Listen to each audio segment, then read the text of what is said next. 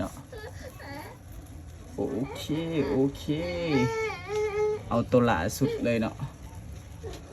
เอาตัวล่าสุดเลยเกิดนี่เนาะหลังจากมันขึ้นมาหนาแบบนี้แล้วให้เอาแฟตเลยเนาะนี่เนาะกดแฟตเลยเนาะปึ๊บหายไปทางไหนบ้างเดี๋ยวมาหนาจะบิดเนาะเอาไปต่อเลยเนาะให้กดเลยเนาะนี่เนาะนี่แฟตเลยไปปึ๊บมาเบิ่งที่เครื่องเนาะบ้านี้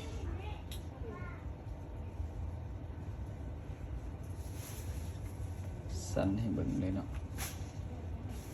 มาเบิ่งนำกันมันสิเป็นจังใดผ่านบ่นี่เนาะ